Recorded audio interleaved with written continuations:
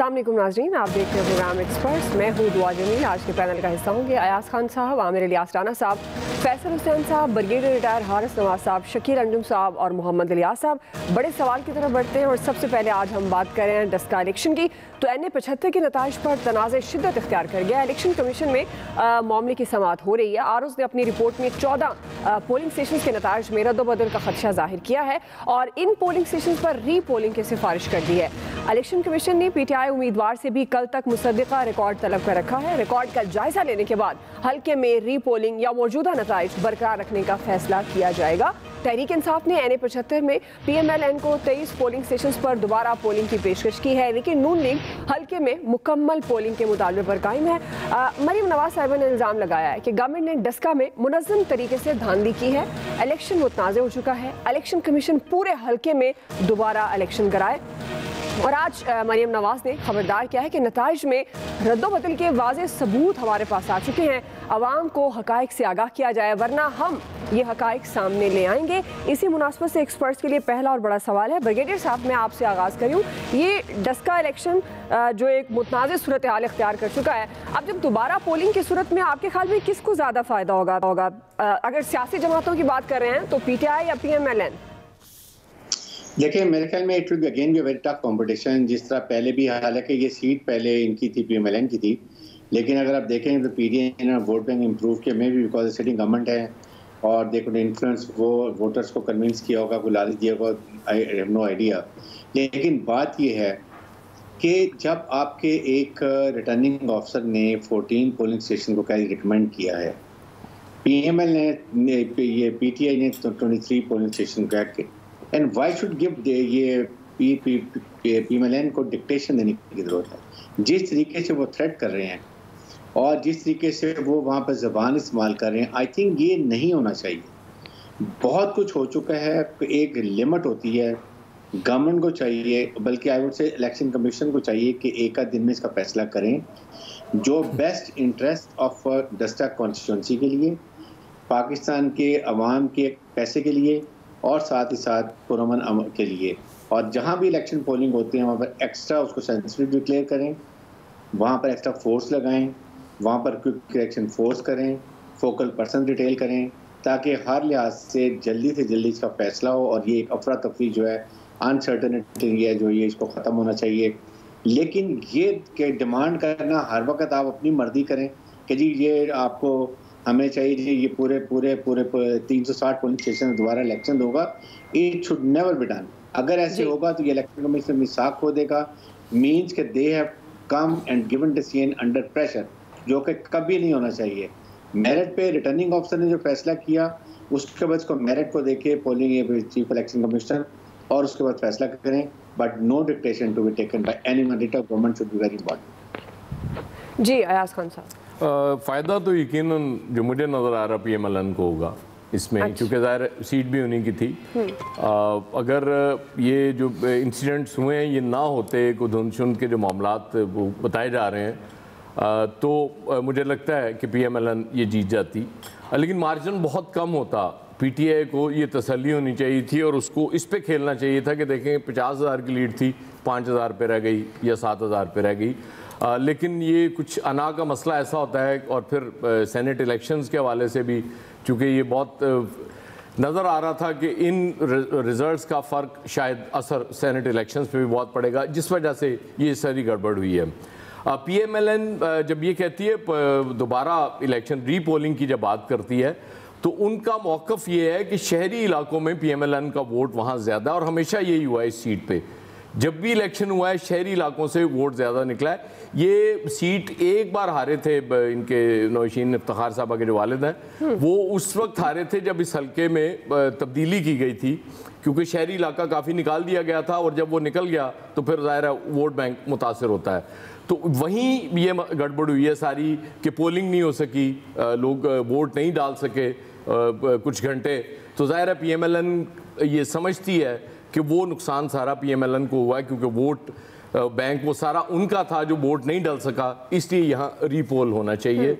और PTI ने 23 हल्कों का कहा, RO 14 हल्कों का कह रहे हैं। स्टिल अगर PMLN तो ये क्लेम कर रही है कि वो हमने सबूत सारे पेश कर दिए और हमारे पास भी हैं, और मरियम ये धमकी भी दे रही हैं कि 2 नाम कुछ और भी वो बता देंगी अगर उनकी मर्जी का फैसला ना किया इलेक्शन कमीशन ने। लेकिन जैसे चूंकि राना साहब बहुत अच्छी तरह जानते हैं चीफ इलेक्शन कमिश्नर को, तो मुझे नहीं लगता कि उन पर कोई धमकी असर करेगी। वो जो मेरिट पे समझेंगे वो फैसला करेंगे। ये भी हो सकता है कि वो PTI का उम्मीदवार अगर वो जो पेश कर रहा होगा शवाहिद, हो सकता है उससे वो और ज़्यादा सेटिस्फाइड हो जाएं और वो रिजल्ट ही अनाउंस कर दें। लेकिन ये प्योरली फैसला चीफ इलेक्शन कमिश्नर को करना है, इलेक्शन कमीशन को करना है, और यकीनन वो इन धमकियों का असर उस पर नहीं होगा। जी आमिर इलियास राना साहब। देखें जी, अगर PMLN की डिमांड डिक्टेशन है तो प्राइम मिनिस्टर के लफ्ज़ के 23 हलकों में करा लें तो वो भी हरफ आखिर नहीं है। अगर एक पार्टी की नहीं माननी तो दूसरी की नहीं माननी, और जैसे अयाज साहब कह रहे हैं तो फिर चीफ इलेक्शन कमिश्नर की तो हर एक को माननी है, और जिसने उसकी नहीं माननी वो अदालत में चला जाए, वो सब के लिए आज़ाद है। अब इशू ये है कि जो PMLN कह रही है, और सुबह से टेलीविज़न चैनल्स ने दिखाया उस दिन कि वहाँ शहर में बाकायदा फायरिंग हुई, ओपन फायरिंग हुई, सारे टीवी जितने टीवी हैं, सोशल मीडिया है, सब पे चली, बगैर नंबर प्लेट के मोटरसाइकिल आए और पुलिस ने कुछ नहीं किया। ज़्यादा से ज़्यादा कल जो रिपोर्ट आई वो ये आई कि रिटर्निंग अफसर ने कहा हमने पर्चे का कह दिया है। अब अरेस्ट कौन होगा, कैसे होगा, उसका कोई पता नहीं था। अच्छा, फिर आप आ जाएँ रीपोलिंग का जो सवाल है किसके फ़ायदे में होगा।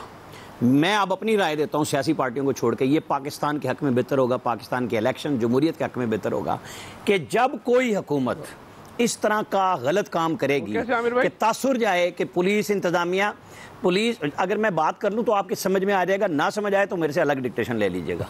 वो ये है कि जब कोई इंतज़ामिया और पुलिस खुल के बात करे और वो सपोर्ट में जा रही हो हुकूमती उम्मीदवार के, तो लोगों का हक तो रुक गया ना कि जी आप वोटिंग नहीं कर सकते, शहर में औरतें नहीं आ रही।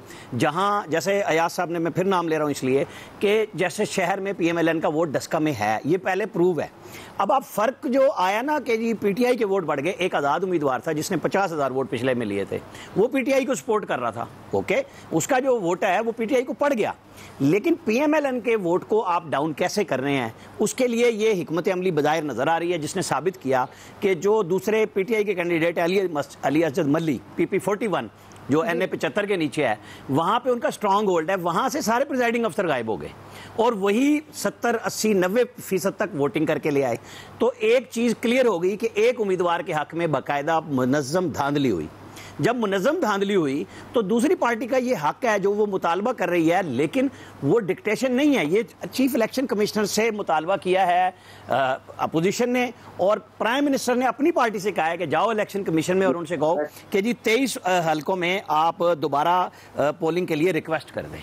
मतलब मान लेना कि यहाँ एक बैड इंटेंशन नजर आई। अब आप उसको नाम दे दें कि जी ये लोकल इंतजामिया का था, मरियम नवाज ने उसके ऊपर बहुत सारे इल्ज़ाम लगाए, उन्हें जो इल्ज़ाम लगाना है कल चीफ इलेक्शन कमिश्नर के पास, उनके पास भी मौका होगा। मेरा ख्याल है कि कल इसका फैसला हो जाएगा, वो जिसके भी हक में हो, जिसके भी खिलाफ हो, इलेक्शन कमीशन को अपना फैसला करना है कि वो रीपोल पे जाएगा, वो रीपोलिंग स्टेशन पे जाएगा, या वो किसी एक कैंडिडेट की जीत का ऐलान कर देगा। फैसला उसके होना है और फिर अदालतों में उसे चैलेंज हर सूरत में होना है। मेरा ख्याल, जो मैंने ज़ाती राय दी वो यही है, आइंदा के लिए प्रेसिडेंट अगर इलेक्शन कमीशन को सेट करनी है, इन अफसरों को जिन्होंने कोताही की, फ़ोन नंबर बंद कर दिए, वो फ़ोन में धुंध से लैंडलाइन ख़राब नहीं होती। चीफ सेक्रेटरी और IG जो लाहौर में बैठे हुए थे, उनकी लैंडलाइंस मौजूद थी और उनकी इंतज़ामिया के लैंड नंबर बंद नहीं होते।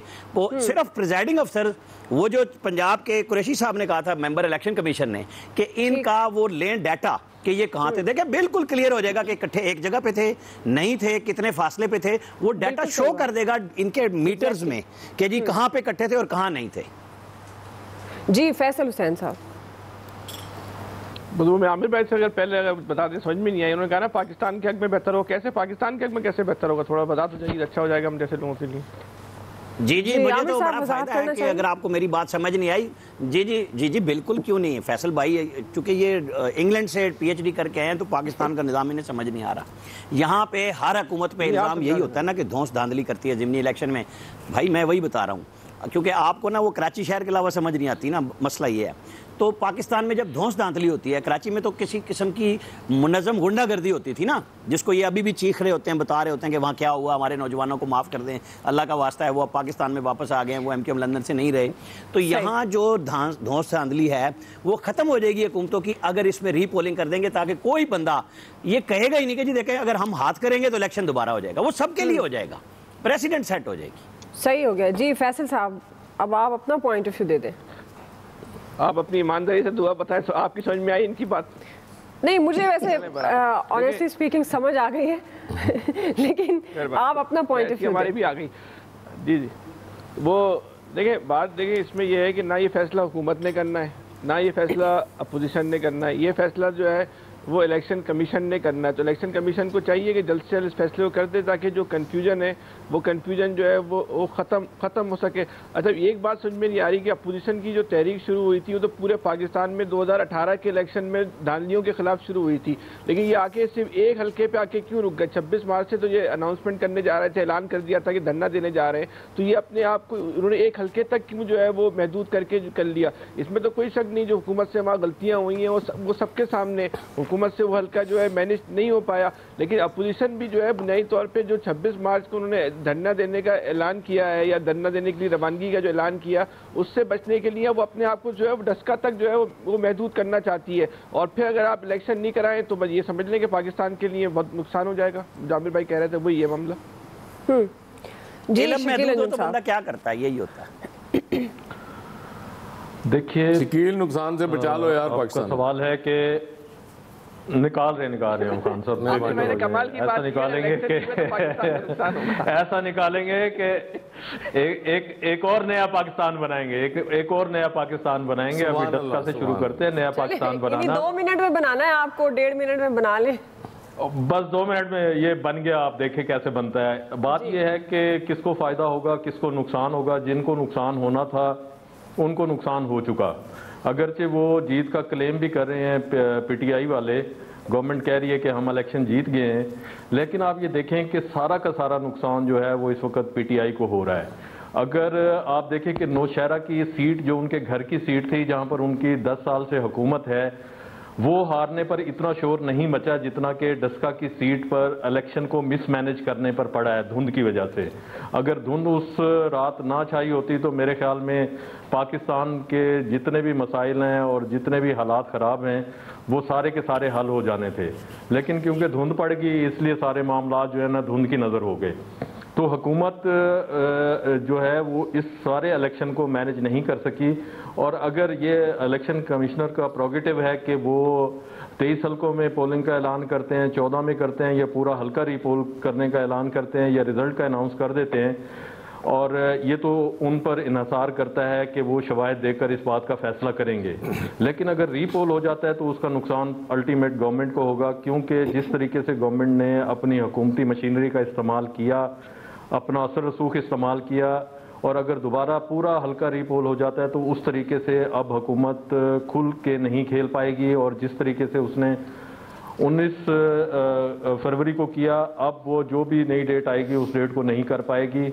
और जहां तक ताल्लुक है कि पोलिंग स्लो, इसमें कोई शक नहीं कि वहां पर फायरिंग की गई, लोगों में खौफ हरास पैदा किया गया, और बहुत सारे जो पोलिंग स्टेशन थे वहाँ पर लोग जो है वोट डालने के लिए खड़े रहे।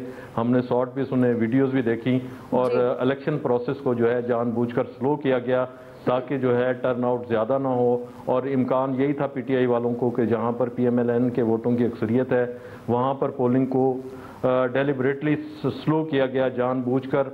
और अगर दोबारा रीपोल होता है तो फिर आपको पता है कि इलेक्शन कमीशन भी पहले से ज़्यादा विजिलेंट होगा, बाख्तियार होगा, और जिस किस्म के इंतजामात वहाँ पर होंगे तो उसमें जिस किस्म की मनमानी की गई है वो मनमानी हुकूमत को नहीं करनी दी जाएगी। और मेरे ख्याल में आगे धुंध का मौसम भी ख़त्म हो जाएगा, धुंध भी नहीं होगी। अगर धुंध नहीं होगी तो फिर उसका नुकसान भी हुकूमत को होगा। तो इसलिए लगता यही है कि अगर रीपोल हो जाता है तो फिर जो PMLN है जिसकी लीड कम है, शायद लीड भी बढ़ जाए और वो जीतने के लिए बेहतर पोजीशन में होगी। और PTI क्योंकि जो ये इलेक्शन को मैनेज करना चाह रही थी पूरे तरीके से वो मैनेज नहीं कर सकी, और जो पोलिंग स्टेशन के पोलिंग का अमला था उनको जो है जो इल्ज़ामात आयद किए गए हैं कि एक फार्म हाउस पर ले जाया गया, तमाम के तमाम लोगों को इकट्ठा कर और वहाँ पर रिजल्ट को तब्दील किया गया, और जो आरओज़ ने रिपोर्ट दी है उस रिपोर्ट में भी शवाहिद आए हैं। तो इसलिए लगता ये है कि नुकसान जो है फिर अल्टीमेट पीटीआई और हुकूमत पंजाब का होगा, और क्योंकि वो सही तरीके से इस एक सीट का इलेक्शन भी मैनेज नहीं कर सके, और जिस तरीके से मुल्तान का एक दिन का जलसा इन्होंने 5 दिन डिस्कस हुई थी बना दिया था, इसी तरह से डस्का की एक सीट जो अगर ये हार भी जाते तो इतना शोर नहीं मचना था जितना इनके मिसमैनेज की वजह से मच रहा है। सही है जी रियाज सर। देखिए इसके बारे में जो फैसला इलेक्शन कमीशन ने करना है कल कर देते हैं, तो जितनी जल्दी करें फैसला अच्छा है। और अपने तमाम जो शवाहिद वगैरह उनके पास ज़ाहिर है, उनके रिटर्निंग अफसरों ने दे दिए कि जनाब हमने कोशिश करते रहे, रिज़ल्ट लेट लेके आए, और उसके तमाम बल्कि पूरा पाकिस्तान देख रहा था इस बारे में तो इधर बात नहीं करेंगे। चीफ इलेक्शन कमीशन ने बड़ा अच्छा कहा और अपनी जो प्रेस रिलीज़ जारी की थी उसमें सही बताया कि अफसरान ने रब्ता नहीं किया। तो इसमें जो शवाहिद वगैरह हैं उनके पास सारे मौजूद हैं। अब उन्होंने रीपोल करवाना है, 23 में करवाना है या 14 में करवाना है, जो फैसला करवाना है, या पूरे हल्के में करवाना है, ये ज़रूरी है क्योंकि ये जो मसला बना हुआ है इसको हल होना चाहिए।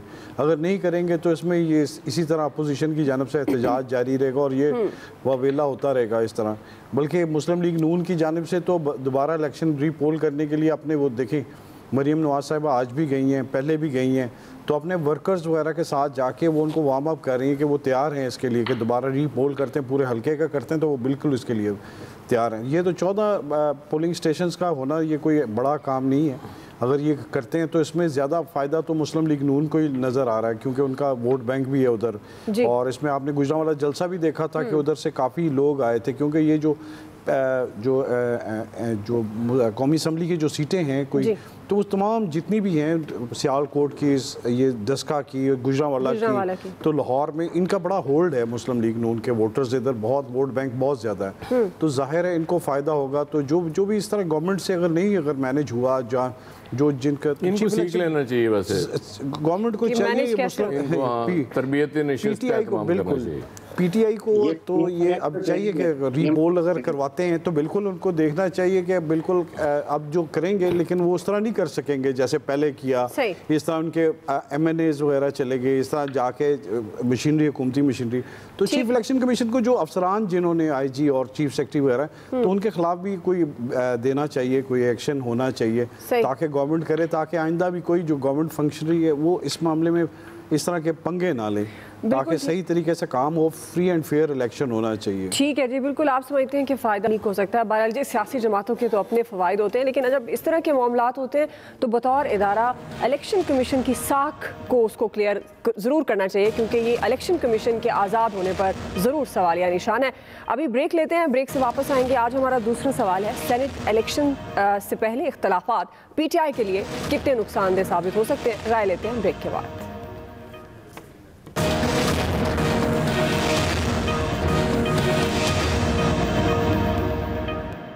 PDM की फैसला की वजह से हमने अब से ही वो जंग जीत लिया है, और हमारा किरदार की वजह से हुकूमत ने सही 3 साल बाद अब पता लग गया है उनको कि उनके कोई MNAs भी है, उनका कोई इत्तेहादियों भी है, वो हर किसी के पास पहुंच रहे हैं, शायद उनका अवाम के मसाइल हल करने की कोशिश अब कर रहे हैं, उनके दुख दर्द, उनके मसले अब सुनने को तैयार है। तो ये जमहूरियत का खुद ब खुद जमहूरियत की पता है। हम जानते हैं कि हम जंग में हमारा तादाद बजाय नज़र ऐसे आता है कि कम है, लेकिन कम तादाद से हम हुकूमत को टफ टाइम दे रहे हैं।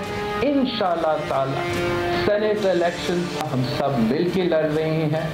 मार्च 3 को इलेक्शन डे है और फिर मार्च के आखिर में मार्च भी होगा। बिलावल भुट्टो जरदारी साहब मीडिया से बात कर रहे थे लाहौर में। इन्होंने इल्ज़ाम लगाया है कि वज़ीर-ए-आज़म के आमराना रवैये की वजह से हुकूमत के इत्तेहादी अलहदा हो रहे हैं। सेनेट इलेक्शन की गहमा गहमी शुरू हो चुकी है, जोड़ तोड़ और राब्ते अरूज पर हैं। इस्लामाबाद से यूसुफ रज़ा गिलानी की कामयाबी के लिए PDM की पूरी क़यादत मुतहरिक हो चुकी है। मुलाकातों का सिलसिला जारी है, हिकमत अमली बनाई जा रही है। यूसुफ रज़ा गिलानी ने आज एहतसाब अदालत में शहबाज शरीफ से मुलाकात और सेनेट इलेक्शन पर तबादला ख्याल किया। कल मरियम नवाज और बिलावल भुट्टो जरदारी के दरमियान भी मुलाकात होने जा रही है। लेकिन दूसरी जानिब गवर्नमेंट सेनेट इलेक्शन से पहले शदीद इख्तलाफात का शिकार नजर आ रही है। बलूचिस्तान में PTI के पार्लिमानी लीडर यार मोहम्मद रिंद ने वज़ीर-ए-आज़म के रवैये पर शिकवा किया है और नाराजगी का इजहार कर दिया। सिंध में साबिक वज़ीर आला लियाकत जतोई ने अपनी पार्टी क़यादत पर सेनेट की एक सीट 35 करोड़ में फ़रोख्त करने का एक बड़ा इल्ज़ाम लगा दिया। पेशावर में प्राइम मिनिस्टर से मुलाकात में 14 अरकान असम्बली की गैर हाजिरी की वजह भी अंदरूनी इख्तलाफात बताई जा रही है। ज़राए के मुताबिक आमिर अली आस्ताना से मैं आपसे आगाज़ करी हूँ, ये सेनेट इलेक्शन से पहले इख्तलाफात पाकिस्तान तहरीक इंसाफ के लिए आप समझते हैं कि नुकसानदेह हो सकते हैं?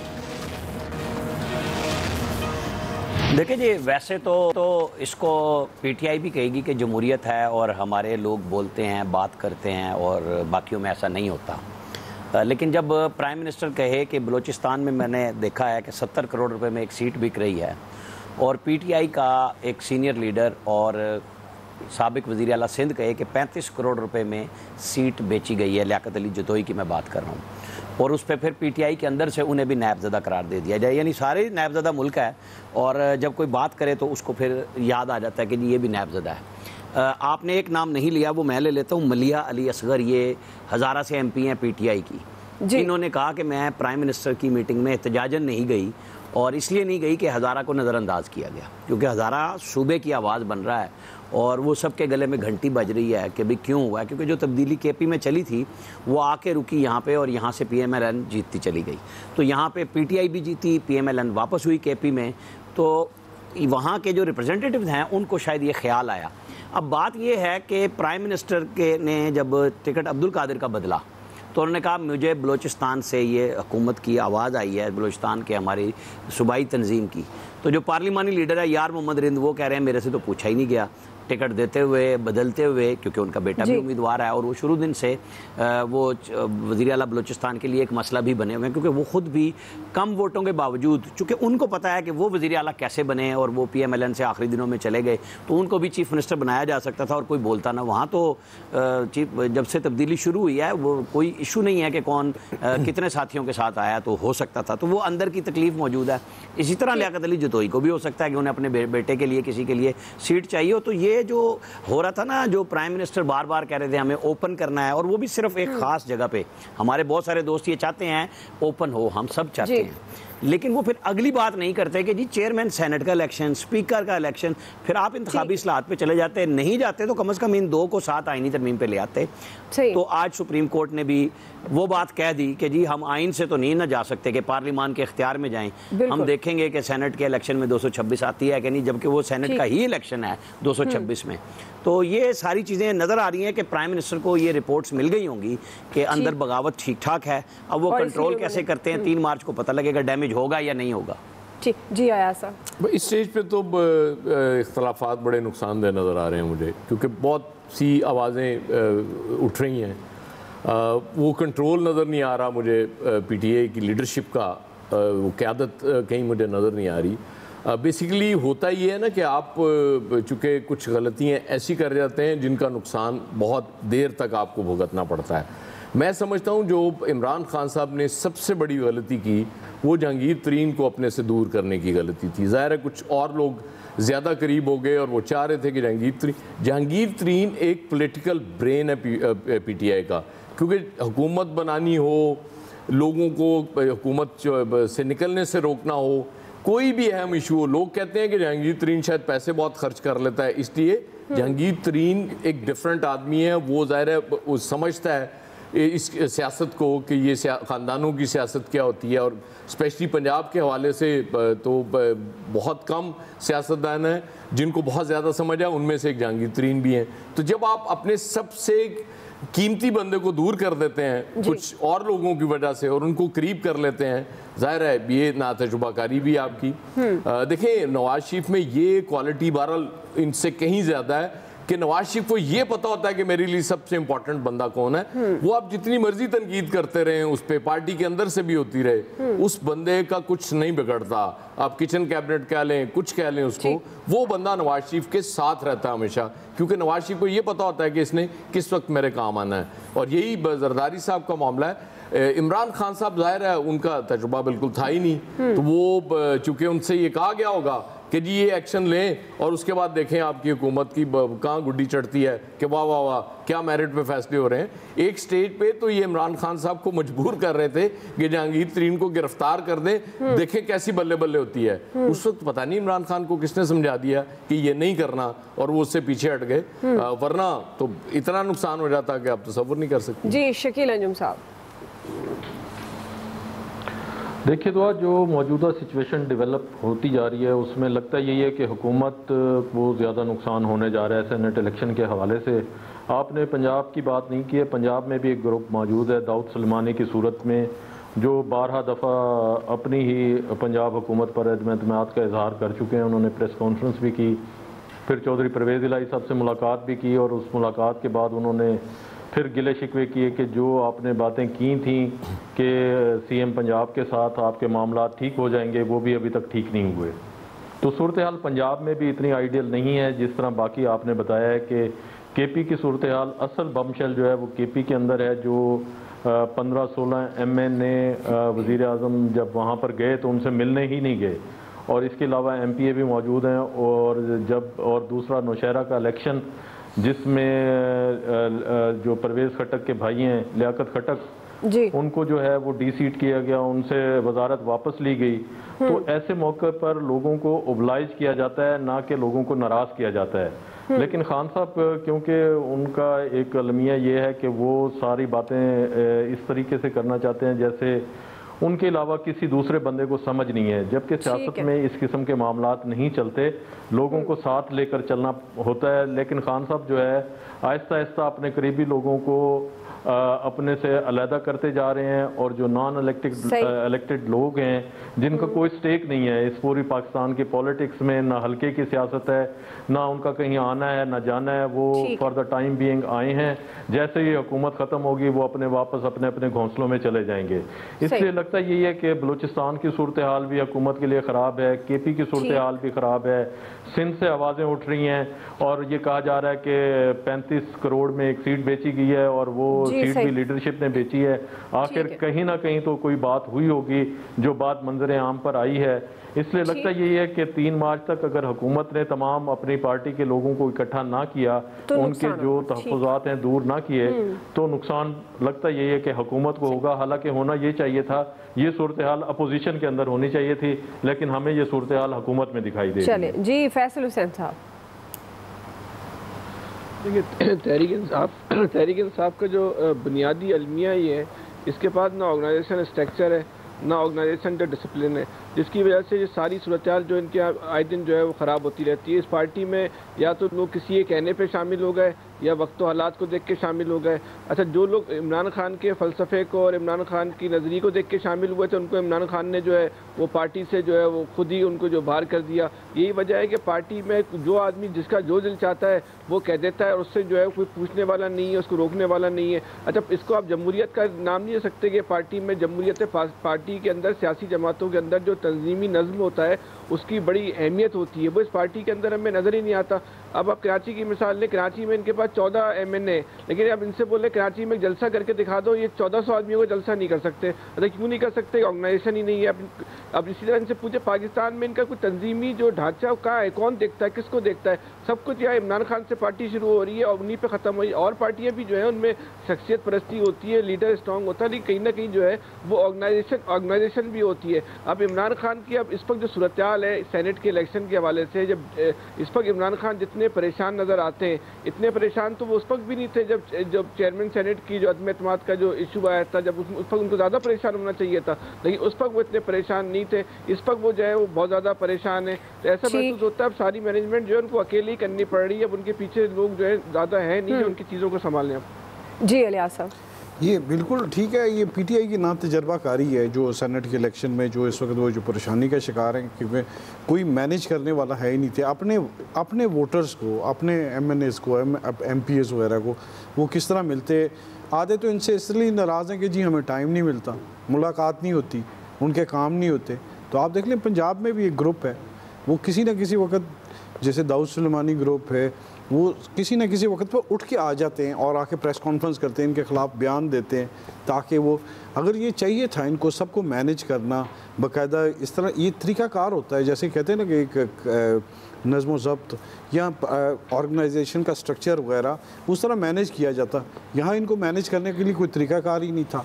तो इस सूरत हाल में वफाक में भी और पंजाब में दूसरे सूबों में देख लें, अब इनकी सीटें वो जो खुद इल्ज़ाम लगा रहे, लियाकत जतोई साहब ने कहा कि 35 करोड़ में बेचे, प्राइम मिनिस्टर को ख़त लिखा है। अब देखें इस पर क्या एक्शन होता है। ये इसी तरह जो सूरत हाल है कि पंजाब में भी इनको बड़ा 3 जो मार्च का दिन होगा बड़ा टफ होगा, उससे पहले इनको मैनेज करना पड़ेगा। नहीं करते तो सूरत हाल बड़ी डिफरेंट होगी। ये जो नताइज चाहते हैं वो उस तरह नहीं हासिल कर सकेंगे। इन्होंने बड़ी कोशिश की कि ये शोर मचाने से नहीं, प्रैक्टिकल काम करने से, तजर्बाकारी होने की वजह से उस तरह होना चाहिए, जी पहले से करना चाहिए था। जी ब्रिगेडियर साहब, देखिए तो अब इसमें आई पर्सनली फील के पीटीआई की जो एक सिंध की जो है ग्रुप है और उसके बाद ये केपीके का बलूचिस्तान, ये कमज़ोर है। और सबसे बड़ी निशानी ये है कि देखें सिंध में जो प्रेसिडेंट ऑफ पीटीआई है सिंध का, he is not fully Sindhi. You needed to have a Sindh का इंटीरियर का स्ट्रॉन्ग पॉलिटिकल फैमिली जिसके लोग जानते हो वो भी नहीं है। सेकंड ये कि सिंध के जितने सेनेटर सेलेक्ट करने चाहिए थे वो आपको सिंध के गवर्नर और अच्छी टीम बनाते, वो उनके इंटरव्यू करते, मेरिट्स होती हैं, उनकी एक प्रोफाइल बनता, वो आगे जाता सेंट्रल कमेटी में और जाकर डिसाइड होता। मेरे ख्याल में वो भी नहीं किया गया और नए लोगों को लिया। इस तरह यार मोहम्मद ने बात की है, ये ओवरऑल पार्टी के साख को बहुत नुकसान पहुँच रहा है। इसका सद्देबाब इनको इमीडिएटली करना चाहिए, वरना सेनेट इलेक्शन में इनको बहुत नुकसान होगा। लाइकवाइज आप जहाँ भी देख लें लोग खड़े और सदर्न पंजाब के लोग खुश नहीं हैं। इशू ये है कि एमपीएस को कोई बेनिफिट नहीं मिल सका, चाहे उनकी कॉन्स्टिट्यूंसी का डेवलपमेंट वर्क हो, वो देयर नो जस्टिफिकेशन कि हम क्यों बने थे, जिसकी वजह से अनरेस्ट है देश में रिजेंटमेंट। आई थिंक अभी भी गवर्नमेंट उनको सही तरीके से डील कर ले तो शायद वो समझ आ जाए और पार्टी के इंटरेस्ट में वो सेंट्रल होगा। सही जी, अभी भी अगर उनके तहफ़्फ़ुज़ात दूर कर लेते हैं, इमरान खान साहब दूर कर लेते हैं, तो जाहिर है जो नुकसान इस वक्त होता नज़र आ रहा है इख्तिलाफ़ात की वजह से पीटीआई के अंदर सेनेट इलेक्शन में, तो उससे बचा जा सकता है। एक्सपर्ट्स की राय आप जान चुके हैं। ब्रेक ले रहे हैं, ब्रेक से वापस आएंगे। हमजा शहबाज की रिहाई से मुतालिक हम सवाल रखेंगे। नून लीग के लिए ये रिहाई कितनी अहम है, राय लेते हैं ब्रेक के बाद।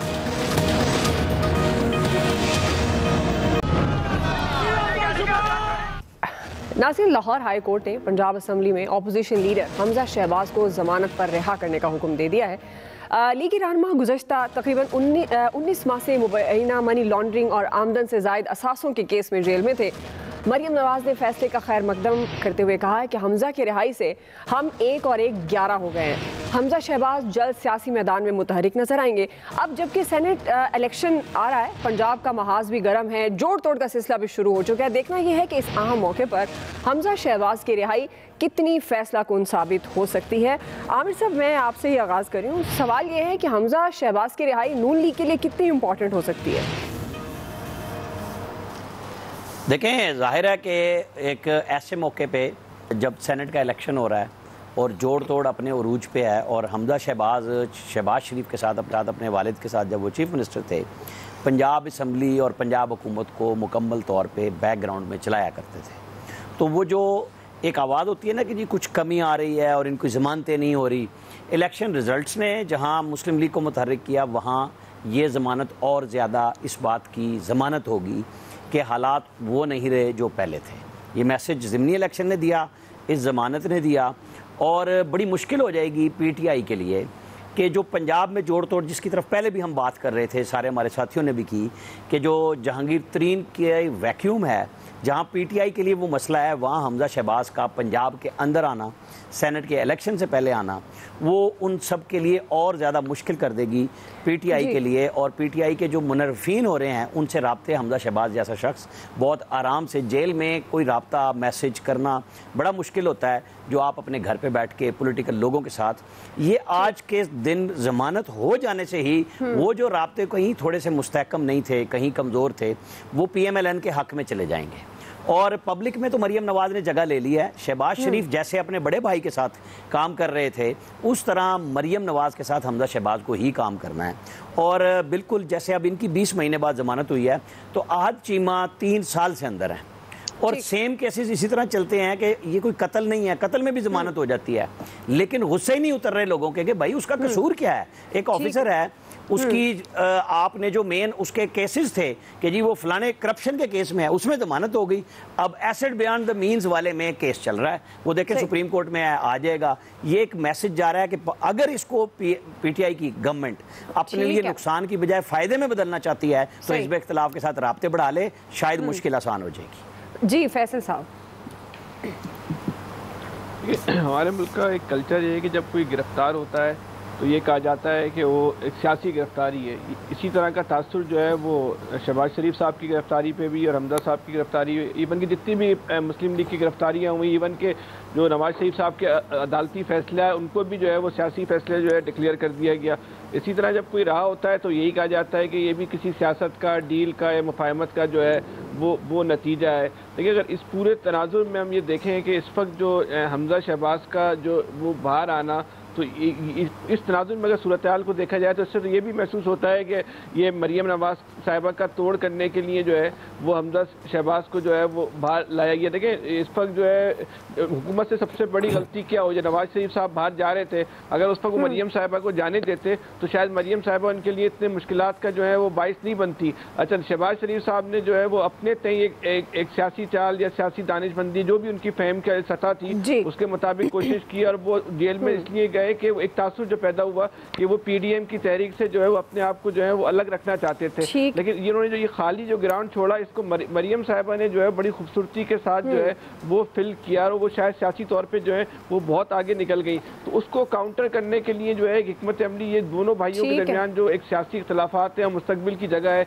उसका एक तासुर है कि शायद शहबाज शरीफ साहब ने पहले मरहले में हमजा साहब को बाहर निकाला ताकि मरियम साहब का कहीं ना कहीं रास्ता रोका जा सके। ठीक है जी शकील,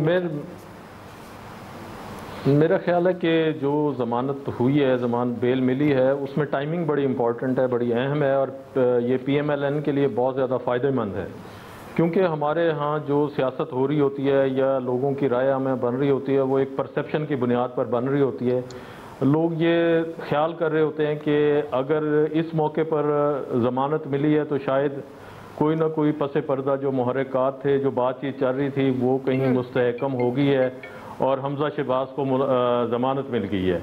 वो पंजाब असम्बली में अपोजिशन लीडर भी हैं और उन्होंने जो 10 साल शहबाज शरीफ साहब वज़ीर आला रहे तो वो बैठकर पंजाब हुकूमत भी चलाते रहे हैं। ज़ाहिर है वही असम्बली है, वही अरकान असम्बली हैं पंजाब के, तो उनके राब्ते बहुत ज़्यादा हैं लोगों के साथ, और वो मुझे लगता है कि इस सारी सूरत हाल में अपना रोल प्ले करेंगे, क्योंकि मरियम नवाज़ जो है वो एहतजाज की सियासत कर रही हैं, तो ये जो है पार्लियामेंट की सियासत करके और कोई ना कोई फ़ायदा ज़रूर पहुंचाएंगे सेनेट इलेक्शन में अपनी जमात को। सही है जी ब्रिगेडियर साहब। दुआ, जो मेरा अपनी असेसमेंट है वो ये है कि there is a power struggle and we all know कि शहबाज शरीफ में और मरियम नवाज में there is a power struggle. Shahbaz Sharif, ये हमजा शहबाज जो हैं ये भी ही बिकम पार्ट, और मुझे ये लगता है कि हो सकता है कि इनके आने से पार्टी को नुकसान हो, क्योंकि मेरा नहीं ख्याल कि they will become 1 and 1 11, rather ये हो सकता है 1+1+1 रहें, और जिसकी वजह से इनकी डिवीजन और से प्रॉब्लम्स हों। ये it is quite likely, I do not know कि कैसे इनके हालात चलते हैं। अपरेंटली मेरी अपनी इंसान है कि इससे फ़र्क पड़ेगा। नंबर 2 बात है कि ये जिस तरीके से बातें की जा रही हैं, जिस तरीके से ये बातें कर रही हैं, PMLN की लीडरशिप करप्शन मुल्क में की हुई है, करप्ट इनके वालिद वहाँ बैठे हुए हैं सब कुछ लूट के, और उसी अपार्टमेंट में बैठे हुए हैं जिसके ऊपर केस और कहा जी ये हमारे नहीं है, हमारे इनसे कोई ताल्लुक नहीं है। मुझे सिर्फ हैरानी होती है हमारे अवाम के ऊपर कि डिस्पाइट नोइंग एवरीथिंग अगर इस तरीके से करें तो पाकिस्तान की जमहूरियत कैसे चलेगी, कहाँ जाएगी? इसका is a big question mark and we leave it up to the people of Pakistan to decide कि वो क्या चाहते हैं आइंदा के लिए मुल्क के लिए। जी इलियास साहब, देखिए हमजा शहबाज के आने से जो पार्टी को बड़ा इस वक्त फ़ायदा होगा। हमजा शहबाज आज से नहीं, जब भी पंजाब असम्बली के इजलास थे पिछले जो महीने में था उससे पहले, तो ये अरकान से ना सिर्फ अपोजिशन के बल्कि अपनी जमात के बल्कि दूसरे भी अरकान से भी मुलाकात करते थे अपोजिशन चैम्बर में बैठ के। तो आजकल तो उनके जो राब्ते हैं वो बड़े तरीके के साथ कर रहे थे।